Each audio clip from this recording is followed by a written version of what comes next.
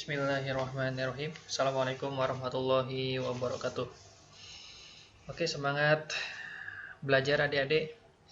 Kita bersua kembali di mata pelajaran kimia lintas minat ya. Semangat. Jangan menyerah. Ya. Selalu dicoba ya. Nah, makanya diawali dengan basmalah dulu biar Allah lancarkan, mudahkan kita dalam menyerap ilmu, salah satunya kimia ya. Oke, kita lanjutin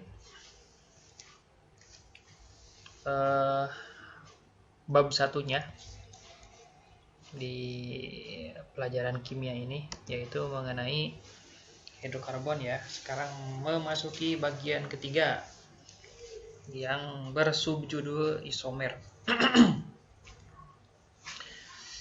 Oke, masih cukup banyak materinya yang harus dipelajarin. Bapak usahakan semudah mungkin ya, dari segi isi, dari segi soal juga. Kalau kalian ketemu soal di LKS yang agak-agak sulit, nah jangan patah semangat dulu, karena memang settingannya yang di LKS itu isinya itu juga dipengaruhi oleh materi yang sudah dipelajari di kelas 10. Mungkin kalian ada yang masih awam di situ ya, karena kan kelas 10-nya agak belajar kimia. Tapi insya Allah Bapak usahakan lebih mudah dari, terutama minimal dari anak IPA ya. Oke, kita belajar tentang isomer pada kesempatan kali ini. Oke, nah apa itu isomer? Jadi isomer itu adalah senyawa-senyawa yang memiliki rumus molekul yang sama, namun susunan atomnya berbeda. Simpelnya isomer tuh kayak saudara kembar gitu. Jadi kan mirip ya. Tapi setelah ditelitiin nanti pasti ada gitu bagian yang berbedanya walaupun itu kecil. Nah, semacam itu isomer ya. Nah, contohnya gini. Bapak punya dua senyawa. Di sini ada senyawa X dan senyawa Y. Senyawa X ini ada untaian karbon lurus ya kan? Ada sebanyak 4 ya. Tuh kan? Ikatannya tunggal semua. Yang bawah juga sama, karbonnya ada 4 secara total, ikatannya tunggal semua juga, tapi dari segi bentuk agak beda gitu kan. Nah, kita teliti. Kita lihat. Yang pertama, rumus molekulnya untuk senyawa X itu adalah C4H10. Tahu dari mana C4H10? Simpelnya kalian tinggal jumlahin aja. C-nya ada berapa, H-nya total ada berapa. C-nya kan di sini ada 1, 2, 3, 4 kan. H-nya 3 tambah 2 tambah 2 tambah 3, 10. Jadi C4H10. Ya, itu rumus molekul. Jadi rumus molekul itu rumus yang menyatakan jumlah perbandingan unsur penyusun suatu senyawa. Jadi langsung dalam satu kesatuan gitu. C-nya berapa, H-nya berapa. Kalau ini kan enggak disusun, ada susunan atomnya gitu ya. Namanya tuh struktur atom. Nah, terus kalau senyawa Y ternyata dia pun memiliki rumus molekul C4H10 karena sama kayak tadi, kalian tinggal jumlahin C-nya berapa, H-nya berapa, nanti didapetin rumus molekulnya. Tuh. Ternyata sama. Nah, ini kesamaan rumus molekul ini menjadi syarat mutlak bahwa mereka dikatakan sebagai isomer, pasangan isomer. Jadi rumus molekulnya harus sama. Dan ada perbedaan di bagian apa? Di bagian susunan atomnya. Kan gini kan tuh. Yang ini lurus ya. Kalau ini kan enggak tuh. Ya.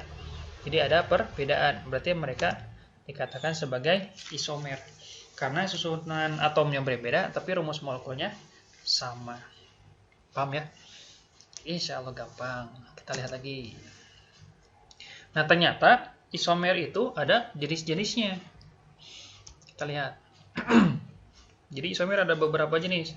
Yang pertama, ada yang disebut dengan isomer struktur. Ini pun dibagi lagi nanti. Ada yang disebut dengan isomer rangka, ada yang disebut dengan isomer posisi, dan ada yang disebut dengan isomer fungsi. Nah, yang kedua selain isomer struktur, dibagi juga ada yang namanya isomer ruang. Atau bahasa kimianya itu stereoisomer. Dibagi lagi nih, ada yang disebut dengan isomer geometri, dan ada yang disebut dengan isomer optis aktif. Atau isomer optis boleh. Ya. Nah, apa perbedaan yang jenis isomer satu sama yang lainnya? Kita lihat ke yang pertama, yang isomer struktur berupa isomer rangka. Nah, dikatakan isomer rangka ketika jumlah karbon rantai utamanya itu berbeda. Nanti ada contohnya ya. Jadi, sudut pandang isomer ini yang dilihat dari perbedaannya. Karena kesamaan mereka itu ya masalah rumus molekul. Jadi, mereka pasti sama rumus molekulnya. Letak perbedaannya itu menjadi dasar pengklasifikasian isomer ke arah jenis isomer yang mana ya. Kalau isomer posisi sesuai dengan istilahnya ya, menunjukkan posisi ikatan rangkap atau cabang yang berbeda. Isomer fungsi, gugus fungsi yang berbeda. Geometri yaitu penataan atom dalam ruang yang berbeda, dan optis aktif yaitu isomer yang senyawanya itu bisa memutar bidang polarisasi. Misalkan, Pak, ini istilahnya ada beberapa yang gimana ya, nggak familiar gitu kan. Dan ternyata, jangan khawatir ya, yang kita bahas di kelas 11 ini cuma 3 aja, yaitu isomer rangka, posisi, sama geometri. Karena isomer fungsi sama optis aktif itu condongnya nanti di kelas 12, dipelajarinya ya, perdalamnya. Jadi di kelas 11 ini fokus kita belajar tentang isomer itu hanya di 3 bagian, yaitu isomer rangka, isomer posisi, sama geometri. Kita bahas satu-satu. Isomer rangka. Isomer rangka ini atau juga disebut dengan isomer rantai, yaitu isomer yang memiliki perbedaan dalam jumlah karbon pada rantai utamanya. Yang tadi ya disingkat di awal di slide sebelumnya. Contoh nih. Tuh, sebenarnya contoh yang awal yang tadi yang ditunjukin. Jadi, kalau kalian lihat di sini ada 2 contoh. Ya kan? Ternyata mereka pasangin isomer. Terus kenapa diklasifikasikan ke dalam isomer rangka? Karena ternyata kalau kita lihat yang sebelah kiri, senyawa sebelah kiri, kalau kita tentukan rantai utamanya, dia ada 4 ya. Terus nggak ada nggak ada cabang ya. Kalau yang di sebelah kanan itu di bagian rantai utamanya jumlah karbonnya itu ada 3. Ada 1 yang nggak masuk. Nah, makanya kalau secara totalin mereka itu sama rumus molekulnya. Ya. Terus kalau nama ini sekalian nih review ke yang kemarin ya. Ini namanya adalah N-butana karena C-nya 4, di alkana ya, tunggal semua. Kalau yang ini yang sebelah kanan namanya 2-metil propana. Jadi salah satu indikasi bahwa dia itu adalah isomer di bagian perbedaannya itu pasti di bagian nama pun bakal beda, walaupun bedanya itu gak selalu signifikan. Ada yang cuma angkanya aja yang berbeda dan seterusnya ya. Oke, paham ya isomer rangka? Jadi intinya isomer rangka tuh isomer yang jumlah C rantai utamanya itu berbeda. Ya. Jadi masih berhubungan sama kayak penentuan tata nama ya. Oke, yang kedua isomer posisi, yaitu isomer yang memiliki perbedaan pada posisi ikatan rangkap atau cabang, atau yang kita kenal dengan alkil. Contoh lagi nih contoh. Ini berarti alkena ya, karena ada rangkap 2-nya. Kalau kita lihat di yang sebelah kiri, sama nih tentuin rantai utama. Dan ada 4 ya. Terus sebelah kanan pun 4. Nah, sama. Kalau dibandingkan antara kiri dan kanan dari 2 senyawa ini nih, jumlah C rantai utamanya sama-sama 4. Berarti bisa dikatakan bahwa 2 senyawa ini bukan isomer rangka kayak sebelumnya. Karena kan isomer rangka itu rantai utamanya jumlah C-nya harus beda. Kali ini kan sama. Berarti dia bukan isomer rangkap. Terus gimana? Coba kita kasih nomor ya. Kasih nomor dari kiri. Kenapa dari kiri? Karena ikatan rangkap lebih dekat dari kiri. Nah, di sini ikatan rangkap berada di nomor 1 yang Bapak merahin ya. Terus coba yang ke sebelah kanan. Nomor juga dari kiri. Ternyata kalau yang di sebelah kanan ikatan rangkap ada di nomor 2. Itu kan berbeda. Di yang bagian yang kiri ini ikatan rangkap ada di nomor 1. Kalau di bagian yang kanan ikatan rangkapnya ada di nomor 2. Berarti posisi ikatan rangkapnya itu berbeda. Berarti mereka dikatakan sebagai pasangan isomer posisi. Oke, gampang. Ya. Nama sekalian ya. Yang sebelah kiri namanya 1 butena karena C-nya 4, terus dia ada ikat rangkap. Terus yang sebelah kanan 2 butena karena ikat rangkapnya ada di nomor 2. Ya. Tuh, dari segi nama mereka nggak akan persis sama kalau pasangan isomer itu. Walaupun bedanya cuman dikit gitu kan. Jadi walaupun bedanya itu nggak harus signifikan, tapi pasti beda gitu. Ini 1, ini 2. Ya. Oke, itu ya. Yang ketiga, isomer geometri. Jadi isomer ini memiliki susunan atom dalam ruang yang berbeda. Ini maksudnya gimana? Kita lihat. Ini agak lumayan, coba ya. Fokus, harus fokus. Dan dia terjadi pada alkena dan sikloalkana. Sebenarnya sih lebih dari mereka. Gak hanya alkena dan sikloalkana aja. Cuman ini yang Bapak garis bawahi kan alkena ya. Jadi fokus kita hanya di alkena aja. Jadi sikloalkana pun kemungkinan Bapak nggak akan bahas. Ya, cuman ngasih tahu aja. Berarti kalau alkena, cirinya kan alkena itu harus ada ikatan rangkap 2. Ya, contoh kayak gini. Nih, lihat. Di bagian struktur ini. Alkena berarti ada ikatan rangkap 2. Ini kan. Nah, nanti berarti sisa stripnya C itu ada 2 lagi. Digambarin kayak gini, mau langsung tegak atas bawah juga boleh sih, nggak masalah ya. Mau dibikin agak miring kayak gini, boleh juga. Nah, jadi bisa dikatakan dia berisomer geometri kalau nanti si C yang berikatan rangkap ini mengikat 2 atom atau kumpulan atom yang berlainan, yang berbeda. Nggak boleh sama. Kalau yang di atasnya A, di bawah jangan A lagi. Kalau di bawahnya B, di atas jangan B lagi, harus berlainan. Dan A sama B itu pola ya, bukan unsur. Jadi misalnya ini bisa diganti dengan unsur yang lain, berarti yang ini pun bisa diganti dengan yang lain. Tapi harus berbeda. Karena kalau sama, berarti nggak bisa berisomer geometri. Termasuk yang sebelah kanan. Jadi gitu ya. Oke, kita lihat. Ternyata di sini isomer geometri dibagi jadi 2. Ada yang disebut dengan bentuk cis. Jadi bentuk cis itu katanya ketika atom atau kumpulan atom yang dengan MR terbesar di masing-masing C rangkap, berarti ini nih maksudnya. Jadi ada semacam kompetisi, mana yang MR-nya lebih besar gitu kan. Mereka berada di ruas yang sama, maksudnya di bagian kiri dan kanan dibandingkan mana yang MR-nya besar, mana di sini juga yang MR-nya besar.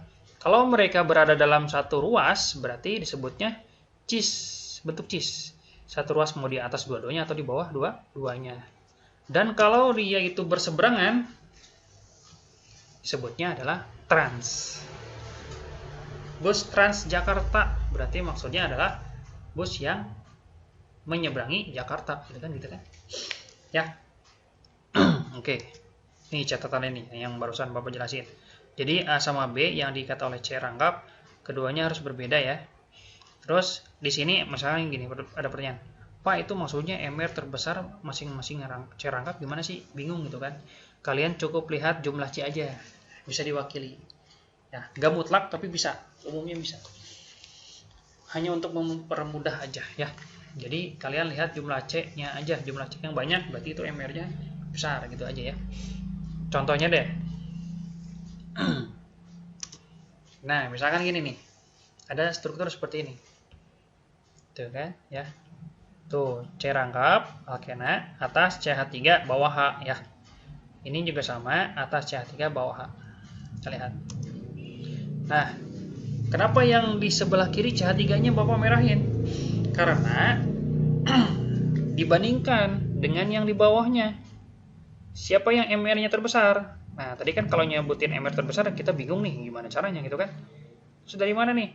Cukup dari jumlah C aja. Siapa yang jumlah C-nya paling banyak di antara mereka berdua nih? Yang di atas C-nya 1, di bawah nggak ada. Berarti yang besar adalah yang atas. Paham? Coba lagi. Sebelah kanan. Coba. Sebelah mana yang jumlah C-nya lebih banyak? Ayo, yang mana? Yaitu yang atas. Ya kan? Karena yang bawah nggak ada C-nya, yang atas ada 1. Berarti yang atas lebih banyak. Nah, terus kita bandingkan. Yang banyak ini berada dalam satu ruas atau beda ruas? Ternyata satu ruas ya. Makanya dia merupakan bentuk cheese. Karena yang kalau satu ruas itu adalah bentuk cheese. Oke, paham? Gampang ya? Oke, kita coba nih. Sekarang gimana kalau misalkan Bapak tukar antara posisi CH3 di sini sama H? Kita ditukar gitu ya posisinya. Nanti kan jadinya hasilnya seperti ini kan? Tuh, jadi yang sebelah kiri sama persis dengan yang di sini kan?